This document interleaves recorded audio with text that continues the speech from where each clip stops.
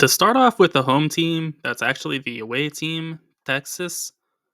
They have the advantage of having an offensive line that is elite, and they're going against a defensive line that's good but not great. So Quinn Ewers or Arch Manning, if they want to really win, will have all day to make their reads and get through the progressions. Another advantage they have is that there is a poor cornerback on Georgia named Daniel Harris who can be attacked all day long. Texas doesn't have the greatest wide receivers, but they have good enough ones, and especially when going against Harris, they will be more than good enough. Another thing they have that I like is that there's a bad coverage linebacker for Georgia, CJ Allen. He can also be attacked.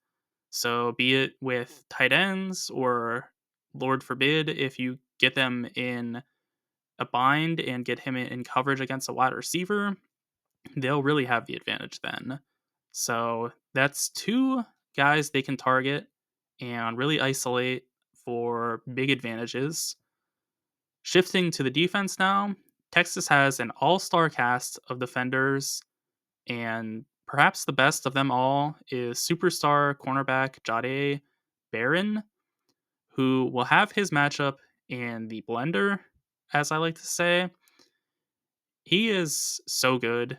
He can just completely erase a wide receiver or a side of the field, depending on the matchup. So he is more than capable of shifting this game in Texas's favor, especially if he makes a good break on a ball and he's able to turn the tide that way. Another thing I like for Texas is that they have a great run defense that will make Carson Beck have to beat them, which is a recipe for success. Beck is not great. I'll leave it at that. He struggles in a lot of key ways. He's not very athletic. He doesn't have the greatest arm. He's not exceptionally accurate, I wouldn't say.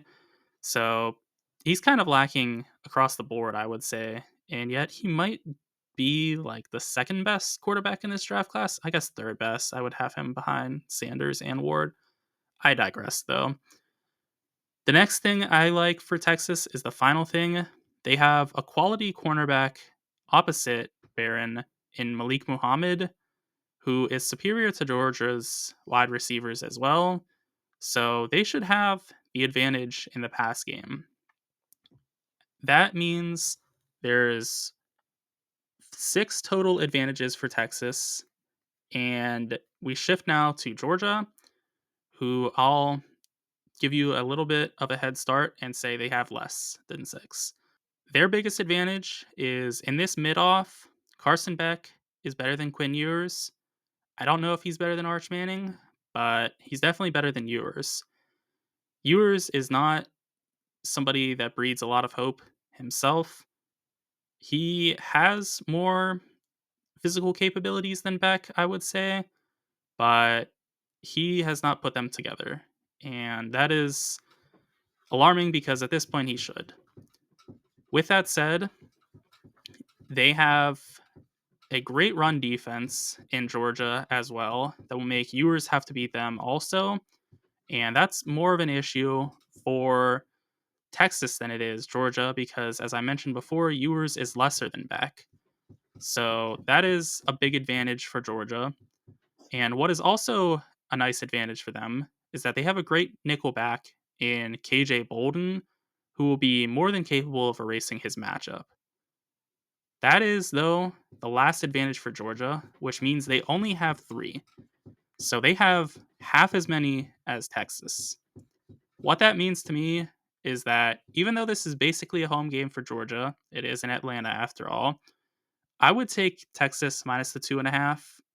I think they're the superior team. I know they haven't shown that in some regards because Georgia did beat them earlier this year, and they do have the better quarterback, which is a bit worrisome. But I think Texas is the far more complete team with a lot more going for them. Those are my thoughts. Be sure to let me know what yours are in the comment section, and also be sure to like and subscribe for more football content.